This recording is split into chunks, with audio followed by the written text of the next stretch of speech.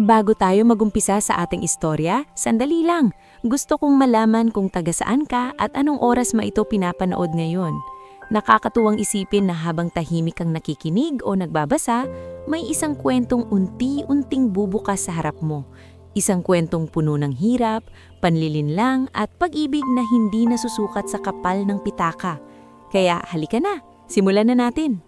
Sa lungsod ng San Gregorio, kilala ang pangalang Leonidas Vergara hindi lamang sa yaman kundi sa impluwensya. Siya ang may-ari ng ilang malalaking bodega, trucking businesses, recycling depots at mga commercial building na nakatayo sa iba't ibang bahagi ng siyudad.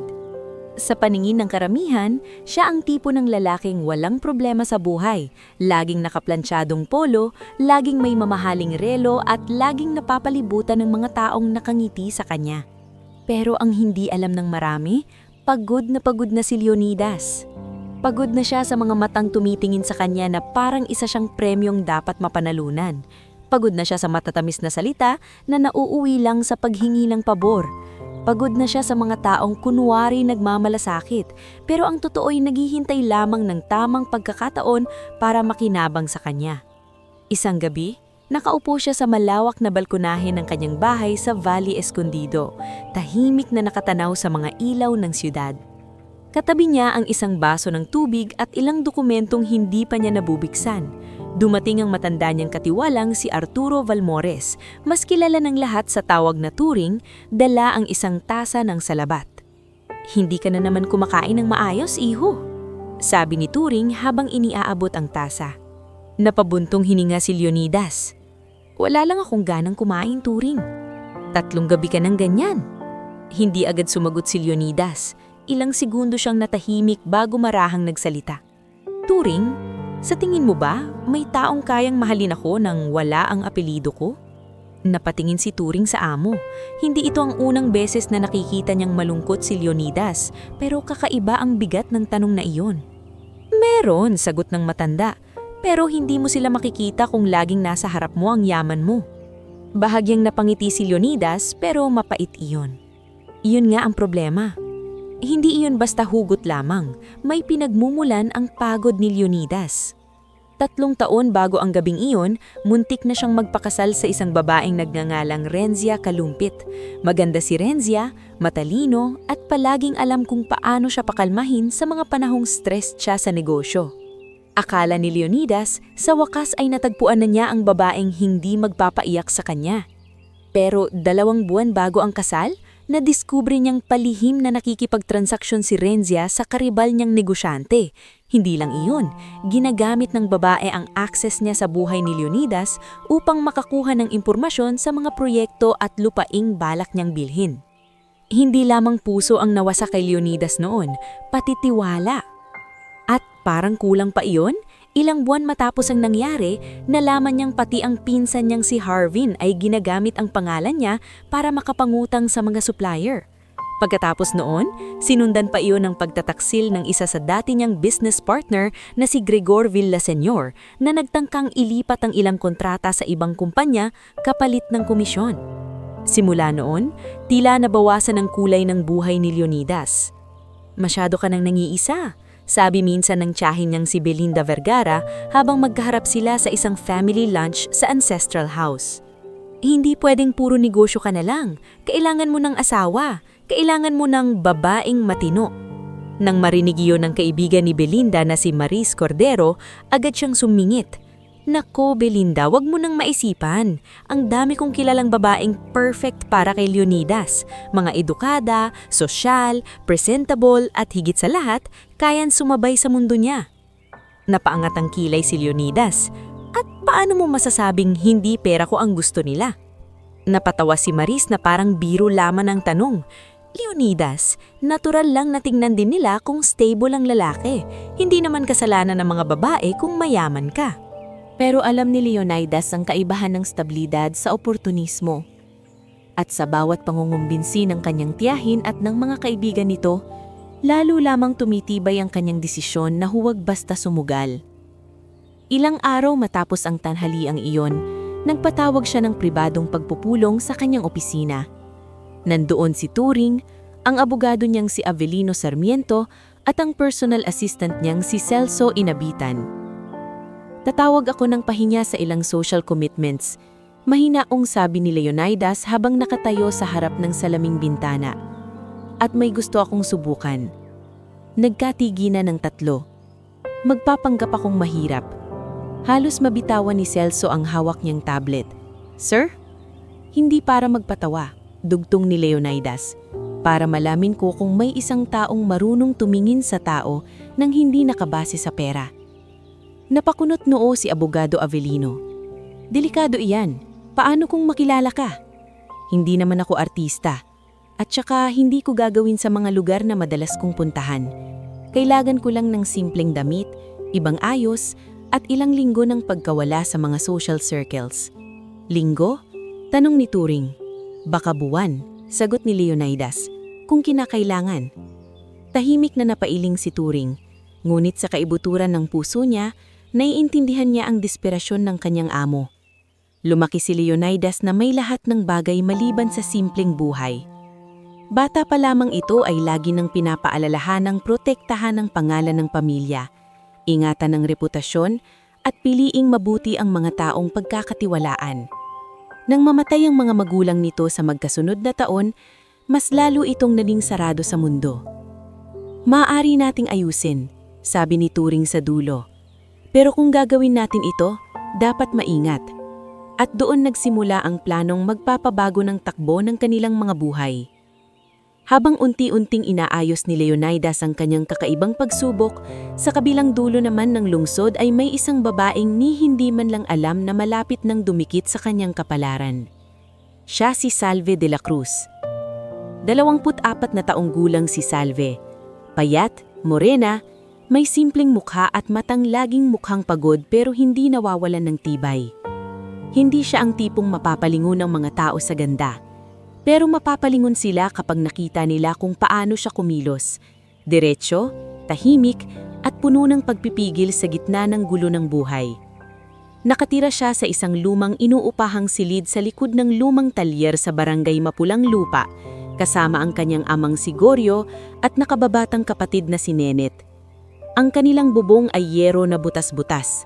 Ang dingding ay punagtagpi-tagping plywood at ang sahig ay laging malamig sa paa lalo na kapag umuulan.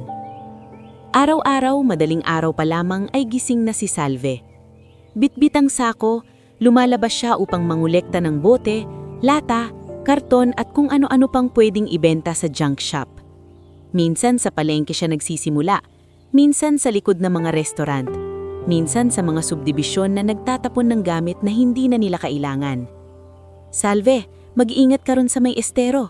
Paalala ni Goryo isang umaga habang inuubo. Opo, tay. Dito lang muna ako sa may palengke at likod ng grocery. Sagot ni Salve habang inaayos ang punit na tsinelas. Lumapit si Nenet na nooy nasa 3 taon ng high school. Ate, huwag mong kalimutang bumili ng tinging toyo. Wala na tayong sausawan. Ngumiti si Salve at kinurot ang ilong nito. Bibili ako kapag magandang benta.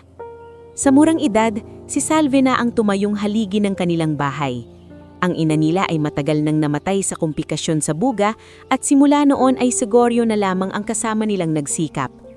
Dating pedicab driver ang ama niya, pero humina ito matapos ma-stroke ng bahagi 2 taon na ang lakilipas. Hindi man tuluyang pinaralisaha, madali nang mapagod at hindi na makabalik sa dating hanap buhay. Sa palengke, kilala si Salve ng mga nagtitinda.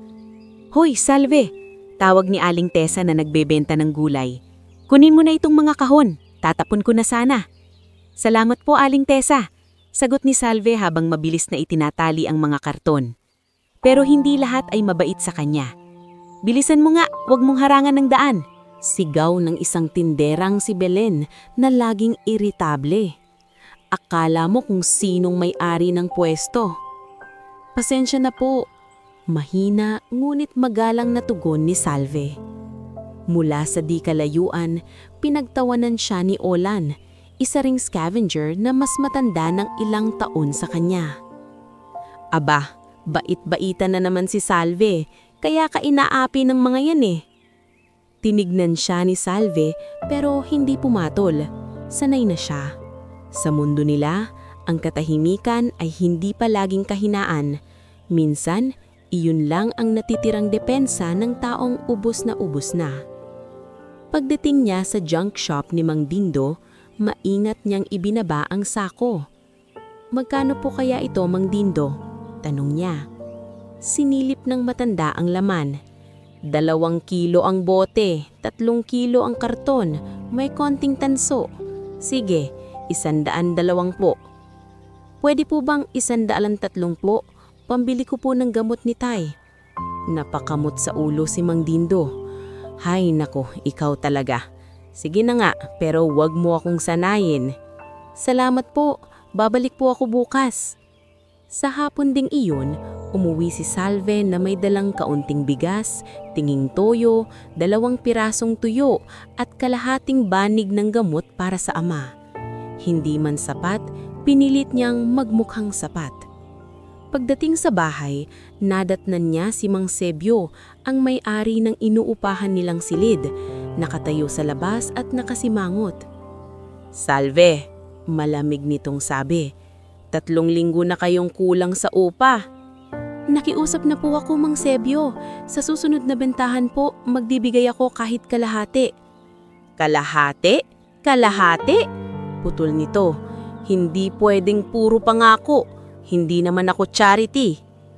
Lumabas si Goryo at halos mapayoko sa hiya. "Pasensya ka na, Sebio. May sakit lang talaga ako." "Hindi ko problema yan," tinigas nitong tugon. "Kapag hindi kayo nakapagbayad bago magkatapusan, humanap na kayo ng ibang matutuluyan." Naiyak si Nenet sa sulok. Ngunit si Salve, kahit namumuo ang galit at takot sa dibdib, ay tumuwid. "Babayaran namin po," sabi niya. "Bigyan niyo lang po kami ng kaunting panahon."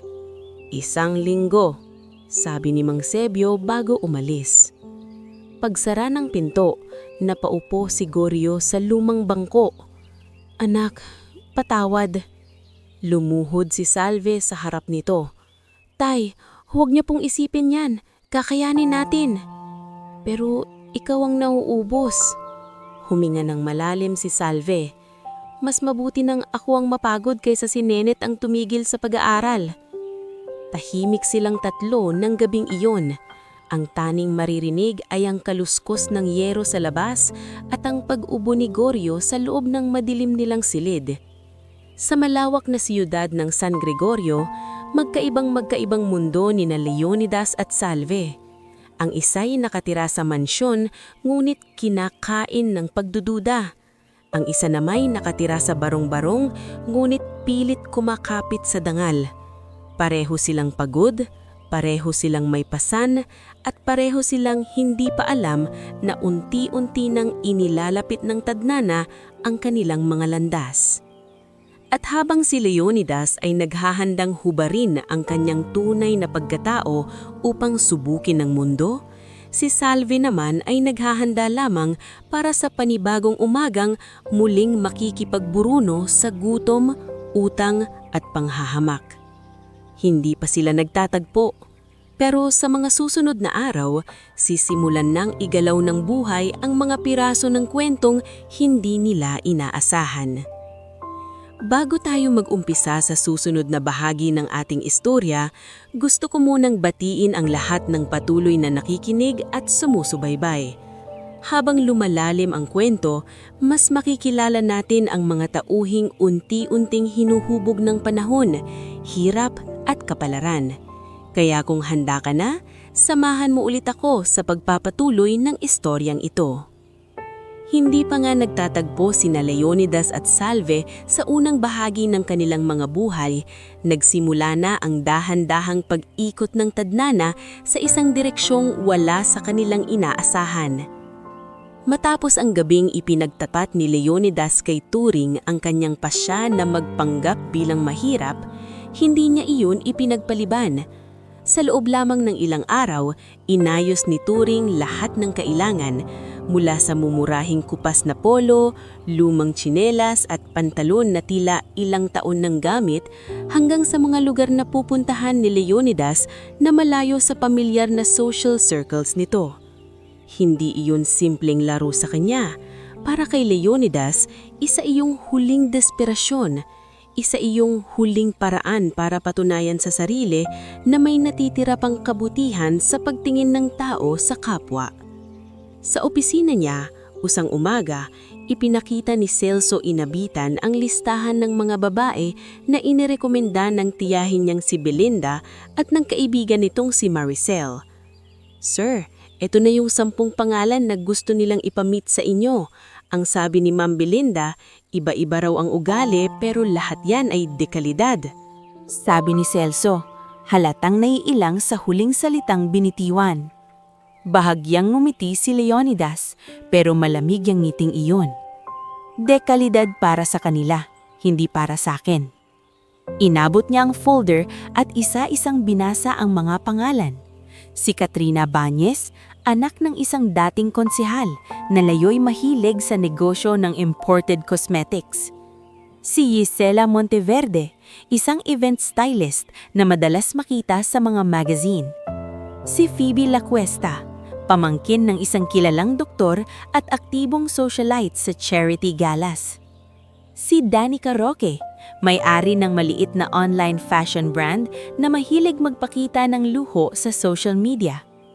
Si Celestine Abarca, isang edukadang babae mula sa pamilyang abogado. Si Myra Joven, dating bank employee na ngayon ay nag-aasikaso ng family ventures. Si Trina Velasco, anak ng negosyante sa construction supplies. Si Bernadette Shi, beauty queen runner-up na mahilig sa high society gatherings. Si Liora Pineda, tahimik sa unang tingin pero kilala sa piling sirkulo bilang mapili sa kaibigan at matalim magsalita. At si Vian Tolentino, business consultant na malapit kay Belinda at hayagan paborito ni Maris. Tinapik ni Leonidas ang folder sa mesa. Aayusin ko ang pagkikita sa kanila, pero hindi bilang Leonidas Vergara. Napaawang ang bibig ni Celso. "Sir, sigurado po ba kayo ang gusto nyo talagang gawin ito ng personal?" "Oo," sagot niya. "Kapag puro report lang ang nakikita ko, hindi ko mararamdaman ang totoo." Mula noon, unti-unting nagsimula ang kakaibang pagsubok. Ang ginamit niyang pangalan ay Leo lamang, walang apelido, walang sasakyan, walang mamahaling relo.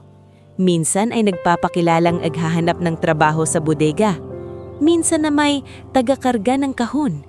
At minsan ay lalaking napipilitang magbenta ng lumang gamit dahil nalugi. Ang una niyang nakilala ay si Katrina Bañez. Nagkita sila sa isang maliit na cafe sa Pasong Hari, kung saan kunwari ay ipinakilala siya ng isang common acquaintance ni Maris bilang isang simpleng lalaki na gustong magsimula ulit. Pag-upo pa lamang ni Leonidas ay tinaasan na siya ni Katrina ng kilay. "Ikaw ba si Leo?" Tanong nito habang tinitingnan mula ulo hanggang paa ang damit niyang kupas. "Oo," mahinaong sagot niya. "Ikaw, bakit? Akala ko may sasakyan ka."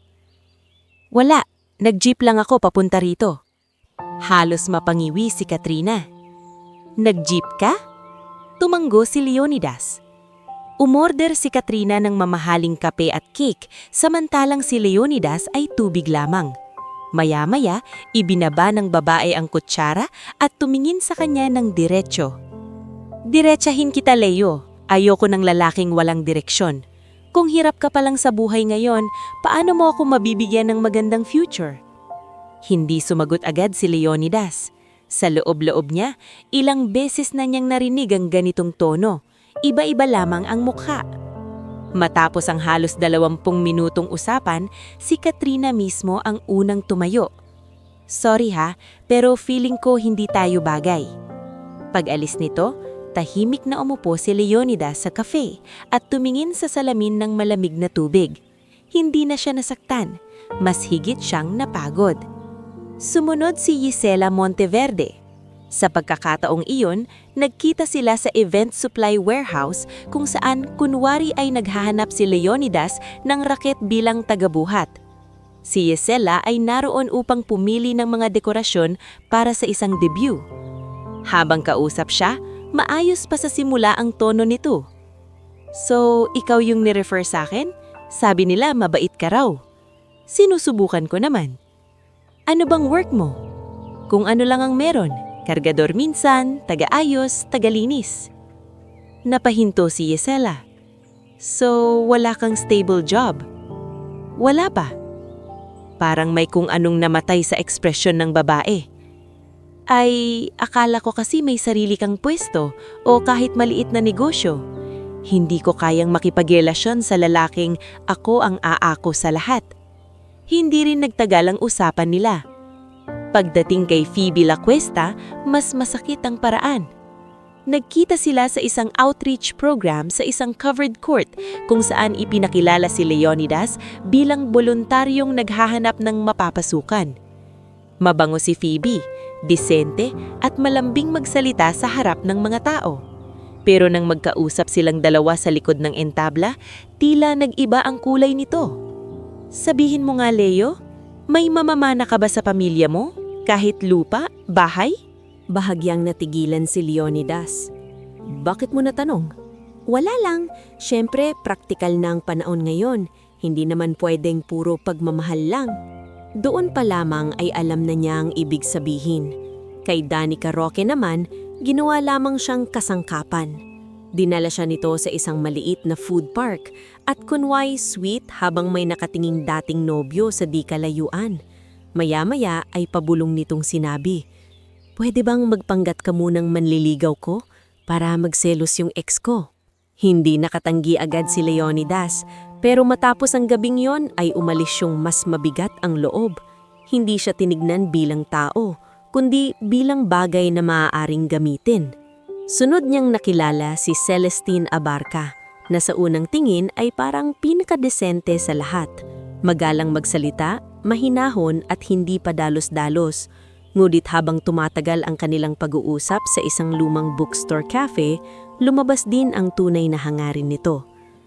Naniniwala kasi ako na dapat pareho ng antas ang dalawang taong magsasama, sabi ni Celestine habang nakataas ng bahagya ang baba.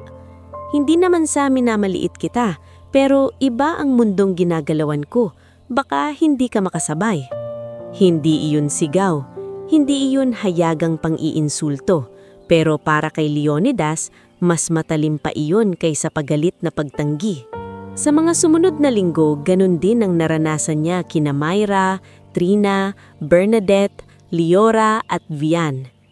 Si Myra Joven ay halos hindi siya tinadong tungkol sa pagkatao. Puro utang ng pamilya, pangangailangan ng kapatid at kakulangan sa pera ang ikinuwento. Hindi pa man malinaw ang anumang samahan nila ay tila naghahanap na ito ng sasalo sa kanyang mga problema. Si Trina Velasco naman ay diretsahang nagsabi, "Kung may koneksyon ka sa suppliers ng bakal o construction, baka may mapag-usapan tayo. Pero kung ordinaryong tao ka lang, sayang ang oras." Si Bernadette C. ang pinakagarbo at pinakamaingay. Dinala siya nito sa isang gathering kasama ang barkada at halos ginawa siyang biro. "Guys, meet Leo. Sabi nila mabait daw ito." Tawa nito. "Huwag niya lang tanungin kung saan niya ako kayang dalhin dahil baka sa karinderya lang." Nagtawanan ng mga kasama nito habang si Leonidas ay tahimik lamang na nakaupo, hawak ang baso ng libreng tubig. Si Leora Pineda ay kunwaring mahinhin, ngunit nang makita nitong natapunan ng kape ang manggas ni Leonidas, napailing ito at pabulong na nagsabing, "Kaya hindi umaasenso ang ibang tao wala kasing refinement." At si Vian Tolentino, ang paborito ng tiyahin niyang si Belinda, ang tila pinakamagaling magtago. Sa una ay mahinahon, matino at parang maalaga. Ngulit sa kalignaan ng pangatlong pagkikita nila ay napansin ni Leonidas ang palihim nitong pakikipag-ugnayan kay Belinda. Isang gabi, habang palabas siya sa isang function room na ginanap ang kanilang kunwaring chance meeting, narinig niya mismo si Vian sa telepono. "Oo, Ma'am Belinda," sabi nito. "Mukhang wala naman talagang pera ang lalaking ito. Sayang lang kung itutuloy pa. Pero kung may mapapala pa rin tayo sa pamangkin ninyo, baka gusto kong makilala na lang siya bilang totoong Leonidas." Napatigil si Leonidas sa likod ng pinto. Iyon na ang huling kumpirmasyong kailangan niya. 10 babae, 10 mukha, 10 anyo ng interes, yabang, paggamit at pagkukunwari. Sa gabing yon, umuwi siyang pagod. Hindi pagod sa biyahe, hindi pagod sa trabaho, kundi pagod sa paulit-ulit na patunay na maraming tao ang hindi marunong tumingin sa dignidad ng isang tao kapag wala itong maipakitang yaman. Sa balkonya ng mansyon, nadatnan siya ni Turing na tahimik na nakaupo at nakatitig sa dilim. "Kumusta?"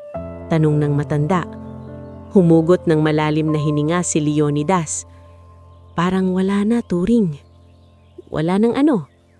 "Wala nang matinong tumingin sa taong mahirap." Hindi agad nagsalita si Turing. Maya-maya ay umupo ito sa tapat niya. "Huwag mang sabihing lahat. Malaki ang mundo." Ngumiti si Leonidas, ngunit tila wala nang lakas ang ngiting yon. "Kung may buting tao man, baka hindi na ako para roon." Ilang araw siyang hindi lumabas matapos noon. Tinutukan niya ang trabaho sa opisina. Pirma dito, pulong doon at inspeksyon sa bodega. Pero kahit gaano karaming papeles ang nasa harap niya, hindi maalis sa isip niya ang mga naging karanasan. Para bang lalo lamang tumibay ang pader sa dibdib niya.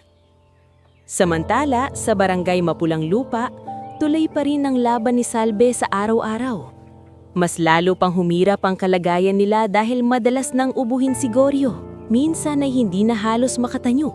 Si Nenet na may nagsisimula ng mag-alala sa matrikula sa susunod na pasukan. At si Mang Sebio ay pabalik-balik upang maningil ng upa na hindi nila kayang punuan agad. Isang maulang hapon, bitbit ni Salve ang halos kalahating sako ng karton at bote mula sa likod ng palengke.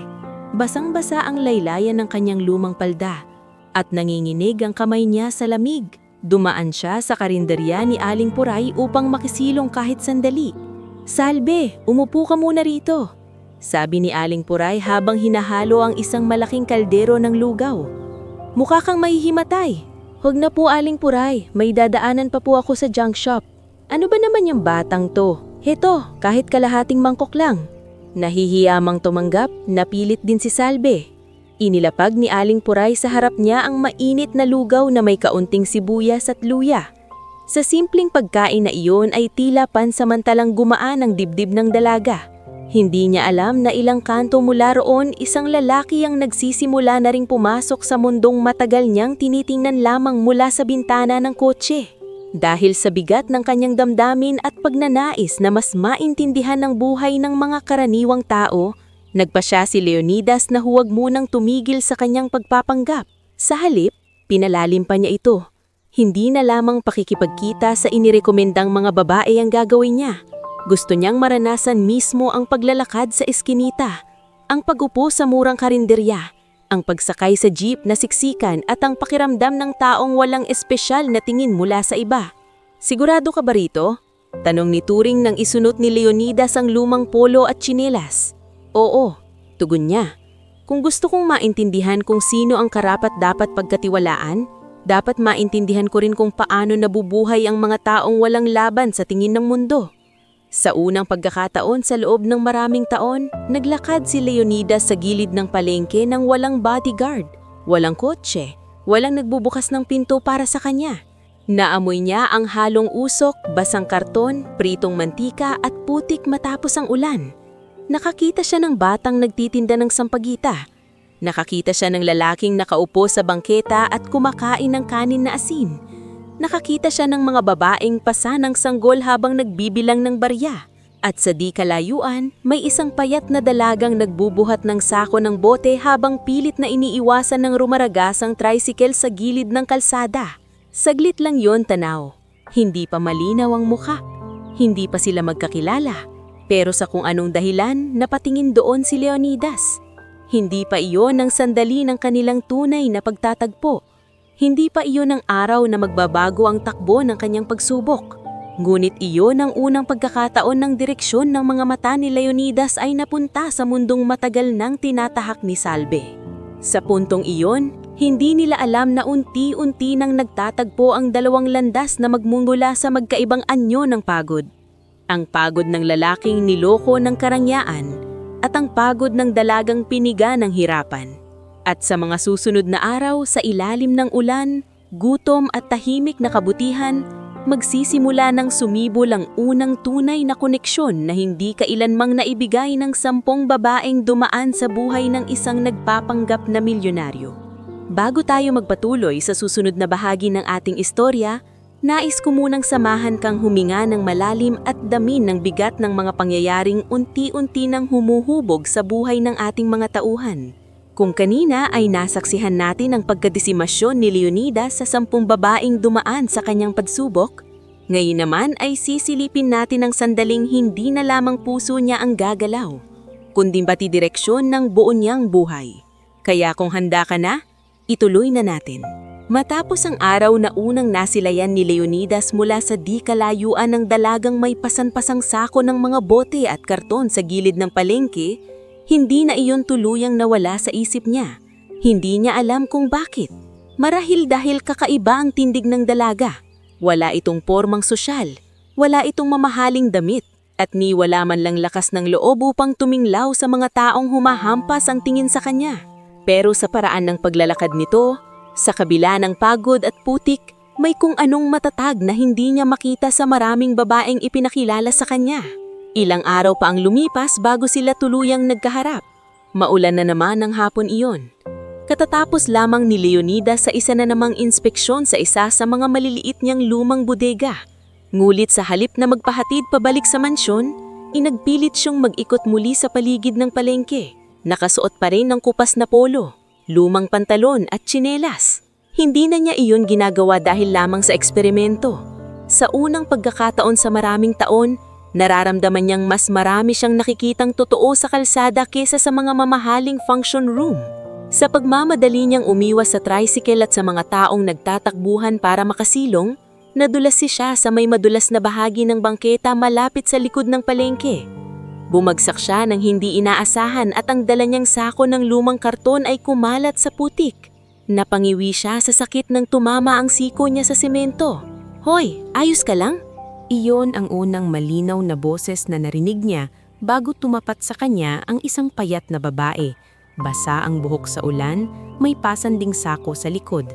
Si Salve iyon. Hindi na siya naghintay pa ng sagot. Mabilis nitong ibinaba ang sariling sako at tinulungan siyang makaupo sa may gilid ng tindahang sarado.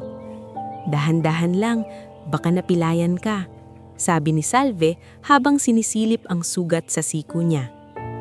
"Ayos lang ako," sabi ni Leonidas, bagamang halatang masakit talaga ang pagkakatama niya.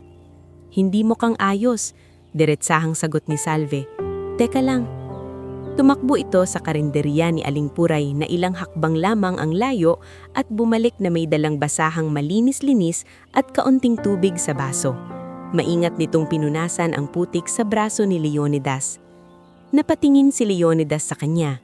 Sa unang pagkakataon sa loob ng mahabang panahon, may taong tumulong sa kanya nang walang pag-aalinlangan at walang tanong kung sino siya, anong trabaho niya o ano ang maibibigay niya kapalit. "Salamat," marahang sabi niya. "Walang anuman," tugon ni Salve. "Kapag sa bangketang to ka nadadapa, hindi lang sugat ang aabutin mo, baka mawalam ka pa ng laman ng bulsa."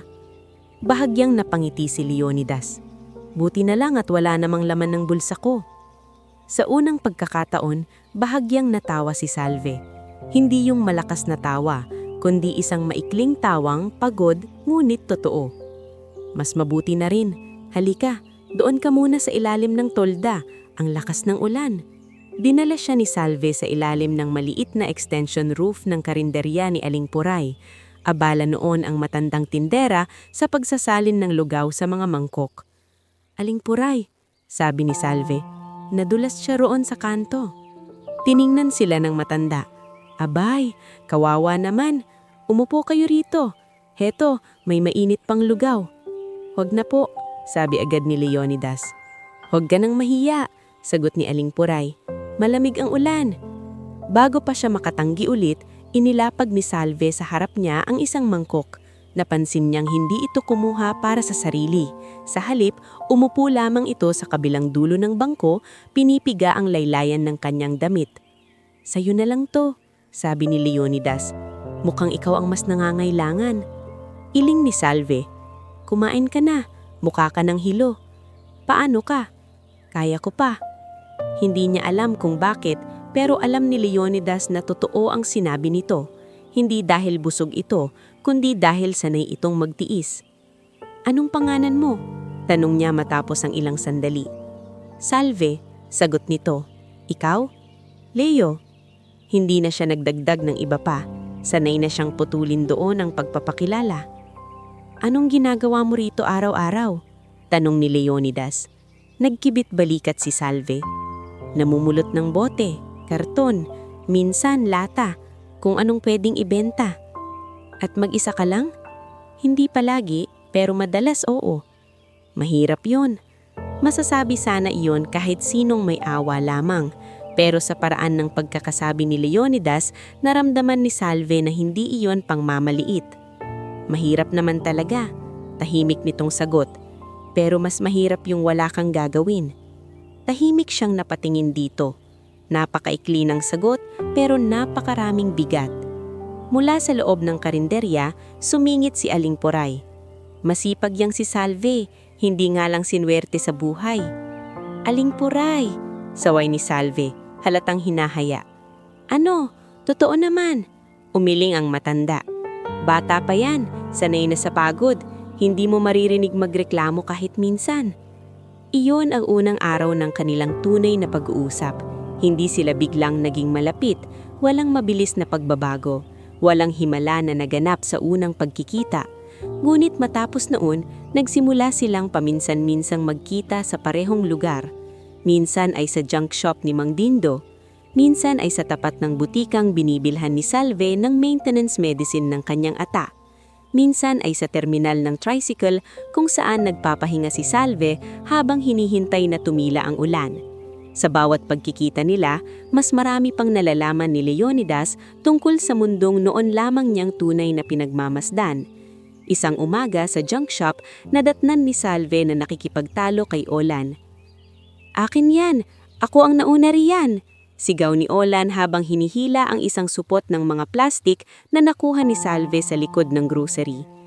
Ako ang nag-ipon yan mula pa kaninang madaling araw. Sagot ni Salve. Huwag mo namang kunin lahat. Ano ngayon? Kanya-kanya dito. Papalapit na sana si Leonidas nang maagapan siya ni Mang Dindo. Hayaan mo muna. Bulong ng matanda. Ayaw niya na may sumasalo palagi.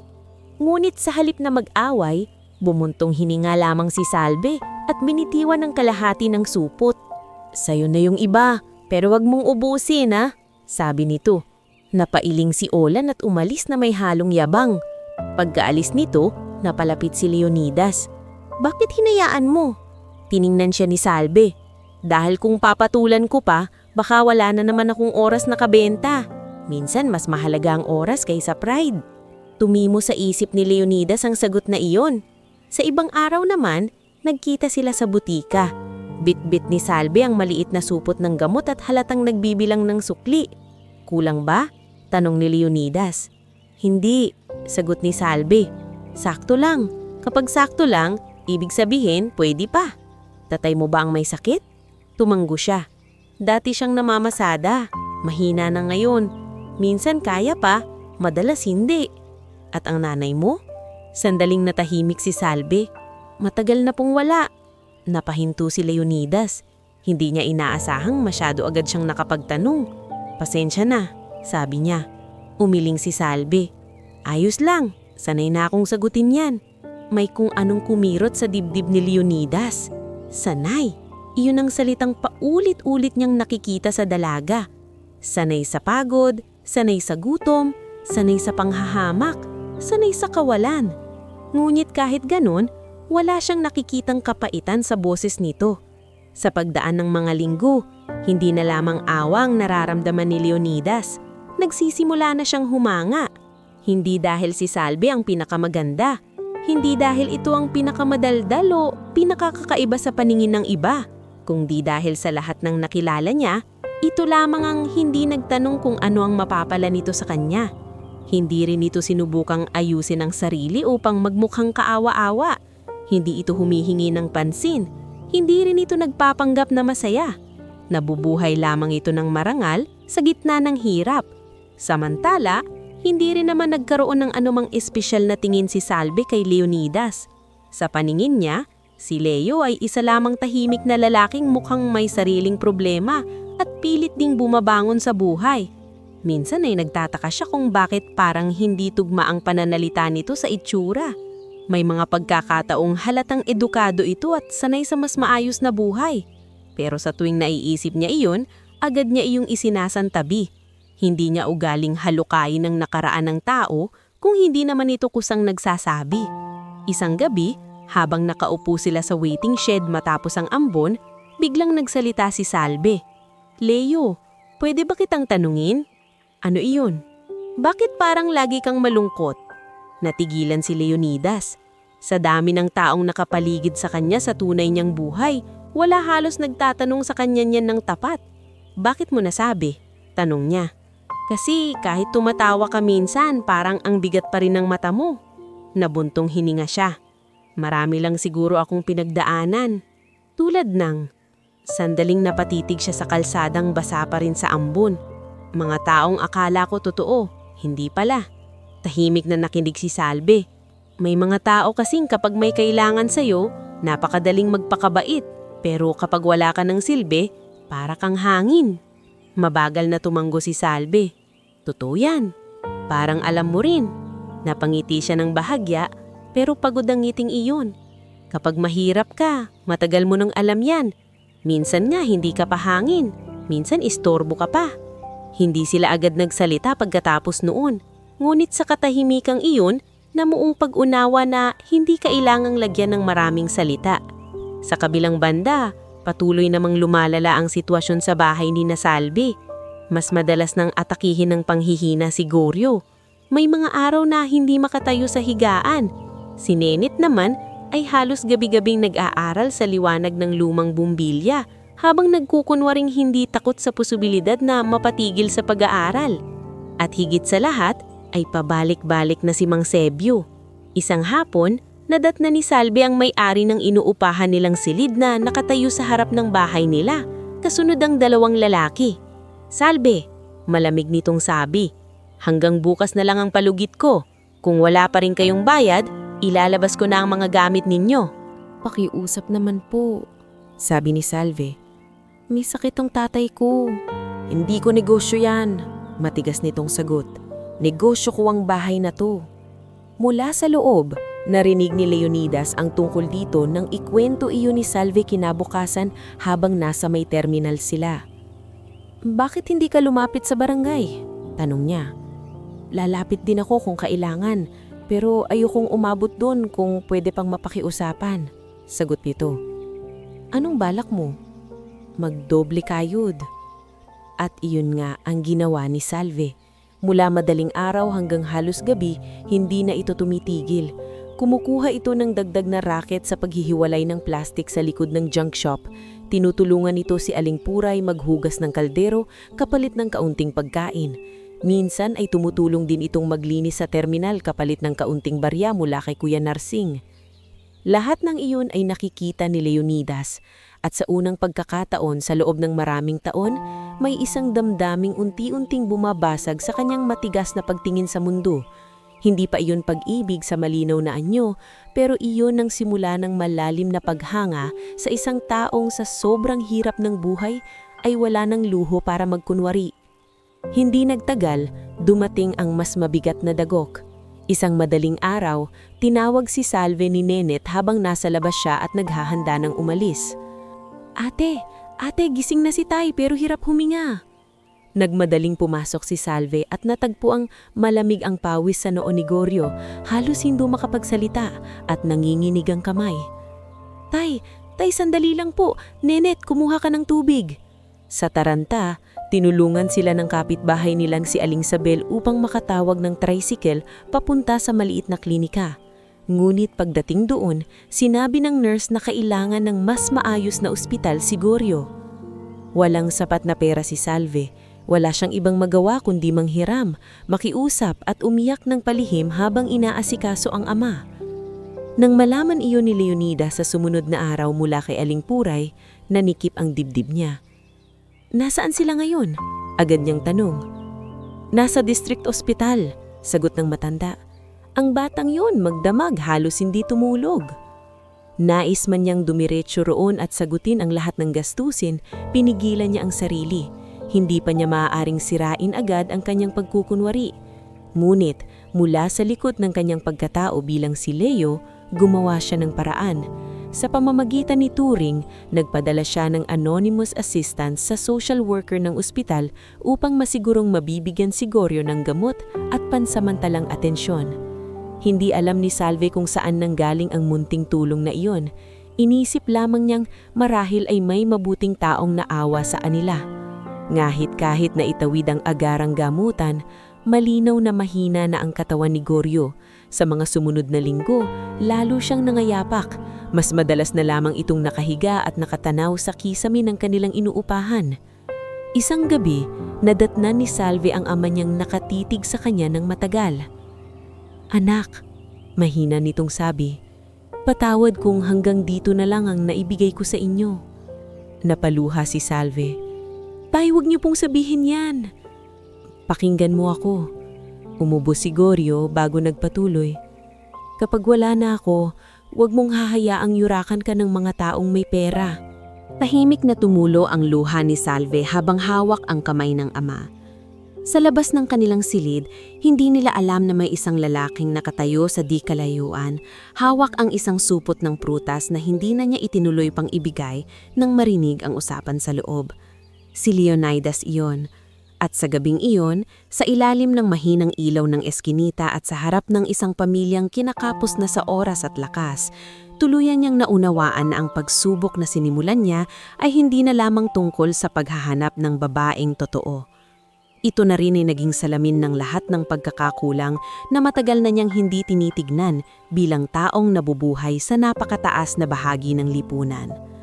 Hindi pa niya alam kung paano magbabago ang lahat. Hindi pa niya alam kung gaano kabigat ang susunod na mga pangyayari. Pero isang bagay ang sigurado. Sa oras na tuluyan ng dumating ang pinakamalaking pagsubok, si Salve na ang magiging sukatan ng lahat ng pinaniniwalaan niya tungkol sa dangal, kabutihan at tunay na halaga ng tao. Bago tayo magpatuloy sa susunod na bahagi ng ating istorya, gusto ko munang samahan ka ulit sa mas malalim na paglalakbay ng ating mga tauhan. Kung sa nakaraang bahagi ay nasaksihan natin kung paano unti-unting nabuo ang tiwala sa pagitan ni Leo at Salve habang papalapit ang pinakamabigat na pagsubok sa buhay ng dalaga, ngayon naman ay makikita natin kung paanong pagkatapos mabunyag ang isang katotohanan, hindi agad gumaan ang lahat. Dahil sa totoong buhay, kapag may isang pintungang bumukas, may ilan ding taong pilit iyong isinasara. Kaya halika, ituloy na natin. Hindi na nagtagal matapos ang gabing narinig ni Leonidas ang mahina at nanginginig na tinig ni Goryo sa loob ng inuupahang silid ni Salve. 3 araw lamang ang lumipas, tuluyan ang binawian ng buhay si Goryo de la Cruz sa District Hospital. Hindi iyon naging maringal na pamamaalam, walang mamahaling kabaong, walang mahahabang sasakyang itim. Walang mga taong nagsisiksik para makiramay dahil sa impluwensya o koneksyon, ang mayroon lamang ay ilang kapitbahay mula sa barangay Mapulang Lupa, si Aling Puray na may dalang lugaw para kina Salve at Nenet, si Mang Dindo na tumulong sa kaunting gastos, si Kuya Nursing na nagpasada ng libre para sa ilang kailangan, at si Aling Sabel na hindi bumitaw sa tabi ng magkapatid. Sa maliit na punerarya sa gilid ng simbahan, tahimik lang si Salve. Halos hindi siya umiiyak sa harap ng tao. Parang naupos na rin kasabay ng ama niya ang lakas na dating ipinipilit niyang itayo araw-araw. Sa isang sulok naman, walang nakakapansin sa lalaking nakasombrerong nakatingin lamang mula sa malayo. Si Leonidas iyon, nakadamit pa rin si Leo. Nakita niya kung paanong tinapik ni Nenet ang braso ng ate niya at pilit na nagpakatatag kahit pulang-pula na ang mata sa kakaiyak. Ate, mahinang sabi, paano na tayo?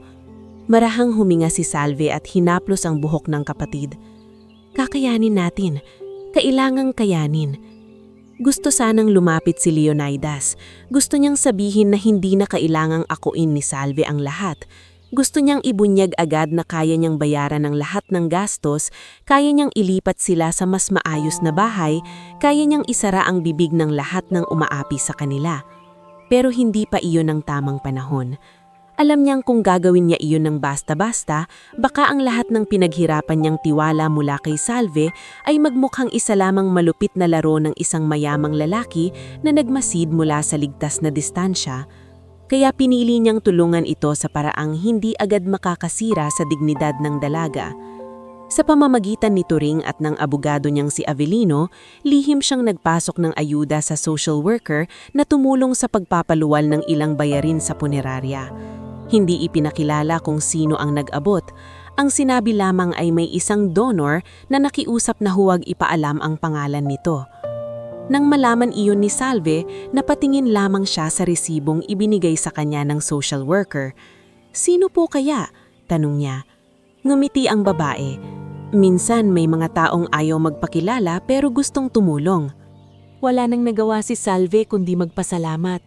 Pero sa kaibuturan ng puso niya, may pakiramdam siyang hindi aksidente ang lahat.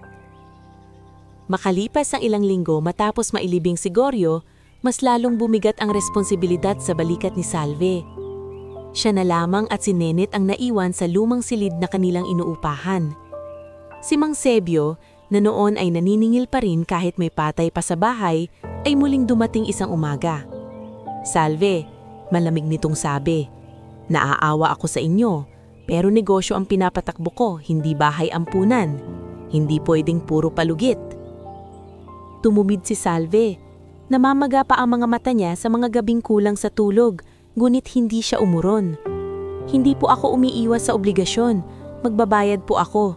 Pero huwag niya naman pong ipamukha sa amin araw-araw na pabigat kami." Bahagyang nainis si Mang Sebio sa tono niyang iyon. "Huwag kang sumagot-sagot. Kung gusto mong hindi kayo maliitin, magbayad ka." Pagkaalis nito, tahimik na umupo si Nenet sa gilid ng higaan. "Ate, gusto mo bang huminto muna ako sa school para makatulong?" Mabilis na umiling si Salve. "Hindi, huwag na huwag mong sasabihin yan." "Pero nahihirapan ka na." "Mas mahihirapan tayo kapag pareho na tayong tumigil." Sa mga araw na sumunod, nagdoble kayod si Salve ng higit pa sa dati. Kumukuha siya ng mas maraming ruta sa pamumulot ng bote at karton, tumutulong sa terminal ni Kuya Narsing, naguhugas ng kaldero kay Aling Puray, at kung minsan ay sumasama pa sa paghiwa-hiwalay ng mga recyclables sa likod ng junk shop ni Mang Dindo. Nakikita iyon ni Leonidas at sa bawat tagpo, lalo siyang kinikirot ng paghanga at pagkakasala. Dahil malinaw sa kanya ngayon ang isang bagay, si Salve ang tanging babaeng hindi bumagsak sa pagsubok niya. Hindi ito nagpakita ng kabaitan dahil may inaasahang kapalit. Hindi rin ito nagpabida dahil may manonood. Ngunit kasabay noon, naramdaman din ni Leonidas na may hangganan ang pananahimik niya. Hindi niya maaaring habang buhay itong panoorin lang na naghihirap.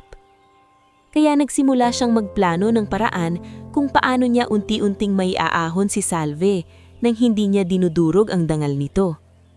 Samantala, sa tunay niyang buhay, patuloy naman ang pangungulit ni Belinda at Maris. Isang hapon sa ancestral house, nadatnan ni Leonidas ang tiyahin niyang nakikipagtsaa kay Maris at kay Vian Tolentino. "Leonidas," masiglang bati ni Maris, "matagal ka na namin hindi nakikita, busy ka yata masyado." "May inaasikaso lang," malamig niyang sagot. Ngumiti si Vian, ngulit halatang pilit ang lambing nito. "Namiss ka namin sa mga events, hindi ka na nga namin makausap." "Talaga ba?" tanong ni Leonidas habang nakatingin dito ng diretsyo. "Akala ko mas gusto niyo ang version ko depende sa pakinabang." Napasinghap si Belinda. "Leonidas!" Ngulit hindi na binawi ni Leonidas ang sinabi. Kitang-kita niyang nag-iba ang kulay ng mukha ni Vian. Mula noon, lalo siyang nagduda na kung sakaling ibunyag niya ang kanyang plano, gagawa ng paraan ng mga ito upang makialam. Ilang linggo pa ang lumipas at tuluyan nang dumating ang araw na kailangan niyang ihinto ang pagtatago sa isang bahagi ng katotohanan. Sa tulong ni Turing, nagkaroon ng pagkakataong maimbitahan si Salve sa isang maliit na orientation sa Materials Recovery Division ng isa sa mga recycling facility ni Leonidas. Hindi bilang espesyal na bisita, kundi bilang isa sa mga lokal na scavenger na maaaring kuning contractual sorter ng kumpanya. Ang dahilan, napansin raw ni Mang Dindo na masinop at maaasahan si Salve, kaya ipinasa ang pangalan sa coordinator. Sa una, nag-alangan si Salve. "Ako po?" tanong niya sa coordinator na si Ma'am Severina Lundok, isang mahigpit ngunit makatarungang babaeng nasa 50. Hindi diploma ang unang tinitignan dito, disiplina at pagkatuto. "Pero marunong lang po akong magbukod ng bote, plastik at karton." At yaan ang simula. Tinanggap ni Salve ang pagkakataon. Hindi pa yon malaking trabaho, ngunit iyon ang unang beses na nabigyan siya ng legal at mas maayos na pagkakakitaan bukod sa pamumulot sa lansangan. May maliit na allowance, may oras na mas malinaw, at higit sa lahat, may hapak. Nang sabihin niya iyon kay Leo isang hapon sa tapat ng butika, bahagyang lumiwanag ang kanyang mukha. Isang bagay na matagal nang bihira kay Leonidas makita mula sa kanya. "Natanggap ako," sabi ni Salve, hawak ang papel ng orientation.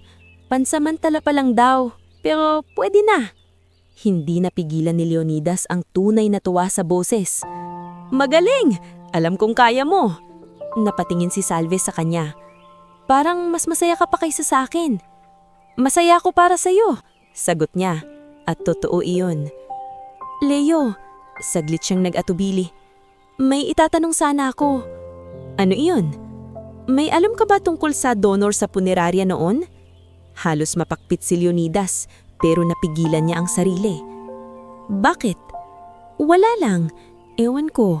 Minsan kasi pakiramdam ko, parang may tumutulong sa akin sa likod." Maingat siyang huminga. "Baka may naniwala lang na deserve mo ng kahinga." Hindi na siya tinanong pa ni Salve, ngulit hindi ibig sabihin noon ay wala na itong kutob. Makalipas ang 3 buwan, naging mas maayos ng kaunti ang buhay ng magkapatid. Nakapagbayad si Salve ng ilang atrasong upa, nakakapasok ng mas kampante si Nenet sa eskwela, at sa recycling facility, unti-unti ring napapansin ang sipag at talino ni Salve sa pag-aayos ng records ng timbang at klase ng materyales. Dito siya nakilala ng mas mabuti ni na Engineer Fermin Valdez at Joyla Magsino. Si Engineer Fermin ang isa sa mga namamahala sa fasilidad, istrikto ngunit patas at sanay makakita ng trabahador na marunong sumunod. Si Joyla naman ay isang cashier clerk na madaldal ngunit mabait at mabilis na naging kaibigan ni Salve. "Uy," sabi ni Joyla minsang lunch break, "ang bilis mong matuto. Hindi ka ba nag-aral ng bookkeeping?" Umiling si Salve. "Hindi, pero gusto ko sana noon." "Tingnan mo nga naman," ani Joyla habang numunguya ng pandesal. "Yung iba rito may diploma pero walang tiyaga. Ikaw wala pero sipag na sipag." Nakangiti lamang si Salve, pero sa loob-loob niya, may unti-unting nabubuhay na pangarap na matagal niyang inilibin. Hindi rin nagtagal, ipinatawag siya ni Ma'am Severina. "Salve," sabi nito sa loob ng maliit na opisina. "May night vocational program na inaalok ang kumpanya sa ilang empleyadong gustong matuto ng basic bookkeeping at inventory management. Interesado ka ba?" Nanlaki ang mga mata ni Salve. "Libre po?" "Sponsored." Napahawak siya sa upuan. "Pero bakit po ako?" "Dahil may potensyal ka at dahil may isang taong matagal nang maniniwalang hindi ka dapat manatili lang sa kung saan ka nagsimula." Napatigil si Salve sa huling pangungusap, ngunit bago pa siya makapagtanong, ngumiti lamang si Ma'am Severina at inabot ang form. Tinanggap niya ang alok at doon nagsimulang magbago ang ikot ng buhay niya. Ngunit gaya ng madalas mangyari, habang may mga bagong pintong bumubukas, may mga taong hindi matanggap ang pag-angat ng isang dating minamaliit nila. Nakarating kay Belinda, Maris at lalo na kay Vian ang balitang may isang babaeng galing sa pagpupulot ng bote ang unti-unting napapansin sa isa sa mga kumpanya ni Leonidas. Nung una ay hindi nila iyon pinansin, ngunit nung minsang narinig ni Vian mula sa isang kilalang coordinator na may pinapaborang empleyada sa recovery program, doon nagsimulang umusok ang kanyang interes. "Baka yan ang dahilan kung bakit mailap na si Leonidas," sabi ni Maris habang hawak ng tasa ng tsaa. "May bago na palang pinagkakaabalahan." Hindi sumagat si Belinda, ngunit kitang-kita sa mukha nito ang hindi pagsaayon. Si Vian naman ay mas mapanganib dahil hindi madaling magpakita ng galit. Sa halip, ngumiti lamang siya. Sino man ang babaeng yan, dapat sigurong alamin kung ano talaga ang paki niya. Mula noon, dahan-dahan nang gumalaw ang mga taong ayaw tanggapin na may isang tulad ni Salve na unti-unting umaangat. Sa fasilidad, may foreman na nagngangalang Romy Cablites. Palabiro sa harap ng nakatataas, ngunit tuso sa likod. Isa siya sa mga taong hindi natutuwa sa bilis na pagkuha ng tiwala ni Salve sa opisina. Sa kabilang banda, si Olan, na minsan nang nakaagawan ni Salve ng recyclables sa junk shop, ay nagsimula ring magtrabaho bilang pahinate-pahinate sa howling unit na konektado sa facility. Nagtagpo ang interes ng dalawa sa iisang bagay, ang hilahin pababa si Salve. Hindi pwedeng siya na naman ang bida. Bulbul ni Olan isang hapon habang nasa likod ng sorting area. Ngumiti si Romy. Kapag nasira ang pangalan niyan, babalik din yan sa basurahan kung saan siya galing. Hindi pa iyon ang mismong pagbagsak. Hindi pa doon puputok ang paninira. Ngunit doon nagsimula ang mas madilim na yugto ng pag-angat ni Salve. Ang panahong mapapatunayan na sa totoong buhay, hindi lahat ng laban ay gutom at hirap lang. Minsan, ang mas mabigat na laban ay ang inggit ng mga taong ayaw makitang may umaangat mula sa pinakailalim. At habang si Salve ay abala sa pag-aaral sa gabi, trabaho sa umaga, at pag-aalaga kay Ninette sa gitna ng bagong pag-asang dumarating sa kanilang buhay, unti-unti namang lumalapit sa kanya ang unos na inihahanda ng mga taon ayaw tanggapin na ang isang dalagang nagbabakalbote noon ay marunong palang tumayo ng hindi yumuyuko sa kahit kanino. Bago tayo magpatuloy sa huling bahagi ng ating istorya, gusto muna kitang pasalamatan sa pagsama mo hanggang dito. Mula sa buhay ng isang lalaking sawang-sawa na sa pagpapanggap ng mga tao, hanggang sa pakikibaka ng isang dalagang halos buong buhay ay pinatunayan sa mundong hindi sukatan ang kahirapan para mawalan ng dangal. Narito na tayo ngayon sa bahaging magtatakda ng kanilang wakas. Kaya kung handa ka na, samahan mo ako sa pinakahuling yugto ng kwentong ito. Nagsimula ang lahat sa isang tila simpleng discrepancy sa inventory report ng Materials Recovery Facility. Isang umaga, habang maagang inaayos ni Salve ang daily records ng timbang ng mga dumarating na recyclable materials, napansin niyang may hindi tugma sa nakaraang 3 linggo ng entries. Ang bilang ng copper scraps at high-value plastics na nakalista sa dispatch log ay hindi kapareho ng bilang sa receiving sheet ng hauling unit. Noong una, inakala niyang nagkamali lamang siya sa pag-encode. Ngunit nang balikan niya ang mga lumang kopya, paulit-ulit ang kakulangan. Joyla, tawag niya sa kaibigan cashier clerk habang nakatitig sa spreadsheet at sa makapal na logbook. Pwede mo bang tignan ito? Lumapit si Joyla, may hawak pang tasa ng kape. Bakit? May kulang ba? Ipinakita ni Salve ang mga pirma at numero. Tignan mo, dito sa warehouse tally, 48 sacks, pero sa hauling receipt, 42 lang ang na-transfer. Tapos pareho pang may pirma. Kumunot ang noo ni Joyla. Hindi pwedeng ganyan. 6 na sako rin yan. Malaking halaga. Baka nagkamali lang si Romy sa sulat. Sabi ni Salve, bagaman sa tono niya ay halatang hindi na siya kampante. Kung isang beses lang, pwede pa. Pero 3 linggo? Tumahimik si Salve. Sa isip niya, bumalik ang mga pagkakataong pinagtitignan siya ni Romy sa opisina at ang pabalang nitong mga biro tungkol sa mga biglang umaangat. Hindi pa man siya nakakapagsalita, biglang pumasok si Romy Cablites sa opisina, suot ang kupas ngulit plantsadong uniforme at may pilyong ngiti. "Oh, ano yan?" tanong nito. "Mukhang seryoso ang 2 magagandang empleyada natin, ha?" Mabilis na isinara ni Joyla ang logbook. Wala, daily check lang.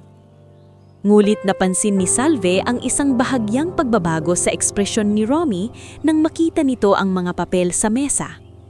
Napakabilis noon, ngunit sapat para magduda siya. Kinagabihan, habang nasa night class si Salve para sa bookkeeping at basic inventory management, hindi siya mapakali. Habang nagtuturo si Ma'am Severina tungkol sa accountability at paper trail, mas lalo niyang inisip ang mga nawawalang materyales at ang posibilidad na may mas malaking anomalya sa loob ng pasilidad. Pag-uwi niya sa kanilang inuupahang silid na ngayoy mas maayos na dahil nakapagpaayos na sila ni Nenet ng bubong at dingding mula sa maliit niyang ipon, naubutin niya ang kapatid na nag-aaral. "Ate, bakit parang ang lungkot mo?" tanong ni Nenet. Umupo si Salve sa tabi nito at tinanggal ang tsinelas. "May mali sa trabaho. Hindi ko palang masasabing ano." "Delikado ba?" "Baka." Tignan siya sa kapatid. "Pero huwag kang matakot. Hindi ako gagawa ng mali." Kahit iyon ang sinabi niya, kinabukasan ay siya mismo ang sinalubong ng unos. Pagdating niya sa pasilidad, ipinatawag agad siya ni Ma'am Severina sa opisina. Nandoon din si Engineer Fermin at ang HR representative na si Albert Calienes. "Umupo ka, Salve." Seryosong sabi ni Ma'am Severina. Hindi pa man siya nakakaupo ay may lamig ng humubos sa likod niya. "May problema po ba?" tanong niya. Inilapag ni Albert ang isang folder sa harap niya. May discrepancy sa petty cash vouchers at material transfer records nitong nakaraang buwan. Lumalabas na may ilang pirma sa receiving acknowledgement na nakapangalan sa'yo. Nanlaki ang mga mata ni Salve. "Sa akin po?" Inilapit ni Engineer Fermin ang mga papeles. Doon niya nakita ang pangalan niya. Nakasulat sa 3 forms na nagsasaad na siya raw ang tumanggap ng ilang high-value items na hindi na mahanap ngayon sa inventory. "Mali po yan," agad niyang sabi. "Hindi po ako tumanggap ng mga yan." Tahimik lamang si Ma'am Severina. "May pirma, Salve." "Hindi po akin yan." Tumayo si Albert at nagsalita sa pormal na tinig. "Habang iniimbestigahan ang issue, pansamantala ka munang isususpende." Parang nawala ang hangin sa dibdib ni Salve. "Sir, ma'am, hindi ko po ginawa yan," nanginginig niyang sabi. "Alam niyo po kung paano ako magtrabaho." Hindi umimik si Engineer Fermin, ngulit kitang-kita sa mukha nitong nalilito rin. Si Ma'am Severina naman ay matagal bago nagsalita. "Salve, hindi pa ito hatol. Imbestigasyon pa lang." Ngunit para sa isang tulad niyang matagal nang pinaglalaban ng pangalan at dangal, sapat na ang salitang suspende upang maramdaman niyang bumagsak ang lahat. Paglabas niya ng opisina, ilang empleyado na ang pabulong na nag-uusap. Sa dulo ng koridor, nasilayan niya si Romy na kunway abala sa clipboard, ngunit may halos hindi mapigilang ngiting nakatago sa gilid ng labi. Sa loading bay naman, nandoon si Olan, nakasandal sa truck at parang may alam na hindi alam ng iba. Umuwi si Salve ng tanghaling iyon na parang gumuho ang kanyang mga tuhod. Pagdating sa bahay, nadatnan niya si Nenet na papalabas sana para bumili ng tinapay. "Ate, ba't ang aga mo?" tanong nito. Hindi na niya napigilan ang sarili. Umupo siya sa bangko sa labas at doon tahimik na umiyak. Hindi hysterical, hindi malakas, kundi yung iyak na halatang pagod na ang isang tao sa kakabangon. Lumabas si Nenet at yunakap siya. "Anong nangyari?" "Pinagbibintangan nila ako," nanginginig na sagot niya. "Parang gusto nilang burahin lahat ng pinaghirapan ko." Nang gabing iyon, lumapit si Joyla sa bahay nila. May dala itong pandesal at isang supot ng instant coffee. "Hindi ako naniniwala. At si Ma'am Severina rin, feeling ko may duda. Hindi lang sila pwedeng magsalita agad." "Anong silbi ng duda kung suspendido na ako?" mapait na sabi ni Salve. Umupo si Joyla sa tapat niya. "Ang silbi, may pag-asa pa at may nakita ko." Mabilis na napatingin si Salve. Yung carbon copy ng 2 transfer forms, hindi tugma ang tinta sa pirma mo at sa body text. Tapos may isang helper na si Bugs Enriquez. Narinig ko kanina sa likod ng warehouse na may binabanggit si Romy tungkol sa nahulog na blame. Natakot lang siyang magsalita. Bahagyang kumabog ang dibdib ni Salve. Bakit niya ako gagawin? Dahil mabilis kang umaangat at dahil may mga taong naiinis na may isang tulad mong dati nilang minamaliit ang pinagkakatiwalaan ngayon. Hindi na kailangan pang hulaan ni Salve kung sino pa sa mga taong iyon.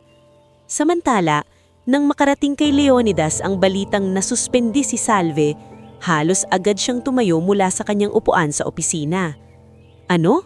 Malamig niyang tanong kay Turing na kagagaling lamang sa facility. May anomalya raw sa records, sabi ng matanda. Pero hindi ko naniniwalang gawa ni Salve. Mabigat ang panga ni Leonidas. May kinalaman si Romy? Hinala ko oo, at baka hindi lang siya. Tahimik na lagpag si Leonidas papunta sa salaming bintana. Mula roon ay tanaw ang ilang gusaling pag-aari niya, ang mga trucks na bumibiyahe at ang syudad na matagal niyang pinamahalaan. Ngunit sa lahat ng kontrol na meron siya sa negosyo, ang hindi niya makontrol ay ang sakit na maramdaman na ang babaeng pinakamalinis ang hangarin sa buhay niya ngayon ay muling tinatangkang yurakan. Hindi ko siya ililigtas gamit lang ang pangalan ko, pero hindi ko rin hahayaang lumubog siya sa kasinungalingan ng iba, sabi niya matapos ilang saglit.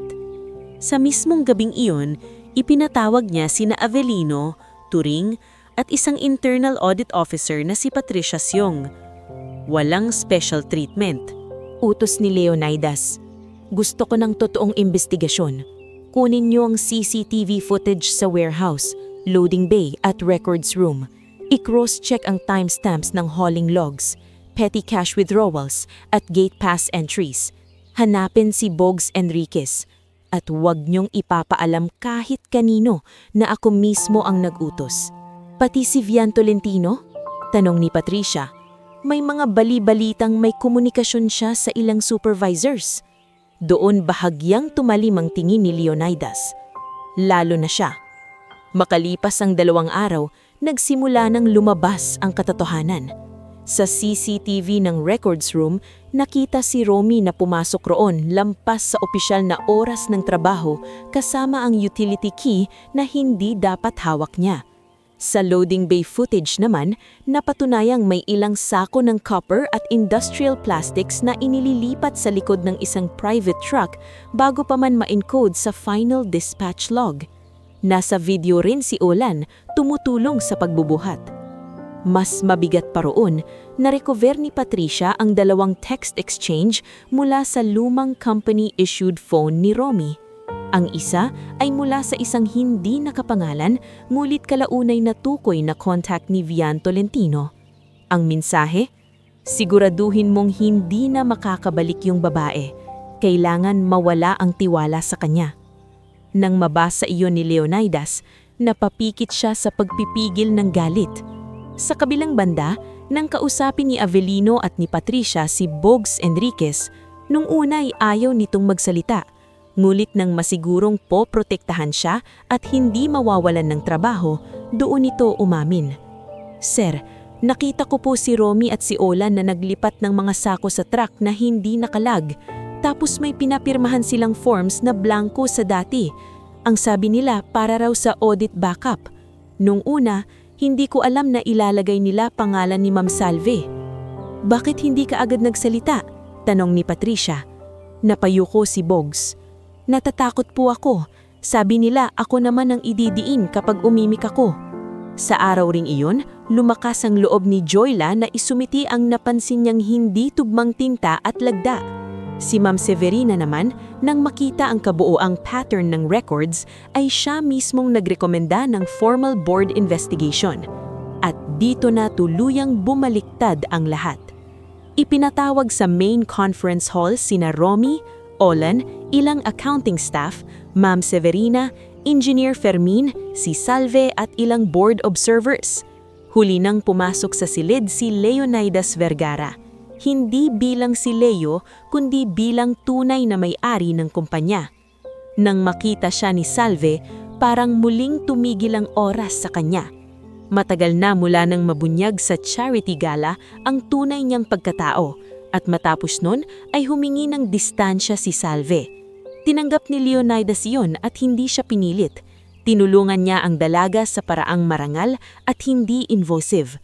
Ngunit ngayon, sa harap ng panibagong laban, muli silang magtatagpo sa sentro ng katotohanan. Nagsimula ang presentasyon ng ebidensya. Isa-isang inilabas ang CCTV images, gate pass records, duplicate voucher analysis at testimonya ni Boggs. Nang mabanggit ang pangalan ni Vian at ipakita ang mga mensaheng may kaugnayan sa paninira, namutla ang lahat. Tumayo si Romy. "Sinisira niyo lang ako." "Talaga ba?" Malamig na tanong ni Leonidas. "Pati ba ang CCTV sinisira ka rin?" Natigilan si Romy. Sumingit si Olan. "Hindi ko po alam na ganun ang mangyayari." "Pero sumama ka," putol ni Avelino. Doon nagsimulang magbasagan ng sisi ang dalawa. Sa gitna ng kaguluhan, tahimik lang si Salve, ngunit mahigpit ang kapit sa kanyang bag. Hindi siya nagsasalita dahil gusto niyang ang katotohanan mismo ang magsalita para sa kanya. Sa huli, malinaw na malinaw ang naging resulta. Si Romy ang utak ng pagnanakaw sa materials, si Olan ang kasabwat sa hauling side at si Vian ang nag-udyok ng paninira upang tuluyang masira ang kredibilidad ni Salve sa kumpanya at sa mata ni Leonidas. Nang makausap din si Belinda, hindi man direktang nasangkot sa nakawan, napatunayang ginagamit niya ang impluensya niya upang itulak si Vian sa pabor niyang direksyon noon pa man. Makalipas ang ilang araw, tuluyang natanggal si Belinda sa foundation board ng pamilya. Si Vian naman ay sinampahan ng kasong falsification at malicious intrigue. Sina Romy at Olan naman ay kinasuhan ng qualified theft at falsification of company documents. Sa kabay nito, formal na ibinalik si Salve sa trabaho, ngunit hindi bilang simpleng sorter o records assistant. Sa harap ng maliit na assembly ng management at community workers, tumayo si Leonidas sa entabla ng bagong bukas na community hall ng kumpanya. May mga pagkakataon sa buhay, sabi niya, na ang isang tao ay hinuhusgahan batay sa suot, pinagmulan at kakayahang pinansyal. Pero may mga tao ring dumadating upang ipaalala sa atin na ang tunay na dangal ay hindi nabibili, hindi nahihingi at hindi natitinag ng kasinungalingan. Pagkatapos ay tumingin siya kay Salve. Sa ngalan ng buong Vergara Group, nais manging italaga si Salve de la Cruz bilang direktor ng Vergara Community Recovery and Livelihood Program. Nag-eko sa bulwagan ang palakpakan. Nanlaki ang mga mata ni Salve. Nasa unang hanay si Nenet umiiyak sa saya. Katabi nito sina Joyla, Ma'am Severina, Engineer Fermin, Aling Puray, Mang Dindo, Kuya Narsing at maging si Aling Zabel. Lumapit si Salve sa entablado. Ngunit bago niya tanggapin ang papel ng appointment, nagsalita muna siya. "Hindi ko po ito tatanggapin kung ibinibigay lang dahil naaawa kayo sa akin." Diretsahan niyang sabi. Bahagyang ngumiti si Leonidas. Hindi awa ang dahilan, kakayahan at integridad. Tahimik na napaluha si Salve. Tinanggap niya ang tungkulin. Mula noon, mas lalo pang nagbago ang buhay nila ni Nenet. Sa ilalim ng pamumuno ni Salve, lumawak ang Community Recycling and Livelihood Program ng kumpanya. Nabigyan ng mas maayos na hanap buhay ang maraming tagapulot ng bote, garbage sorters, pahinante at mga nanay na dati walang mapasukang trabaho. Nagkaroon ng health cards, basic insurance at night schooling support para sa mga gustong mag-aral muli. Si Nenet naman ay nakapagtapos bilang guro makalipas ang ilang taon sa tulong ng scholarship fund na isinulong mismo ni Salve sa programa. At si Leonidas, hindi pa rin niya minadali ang damdamin nila.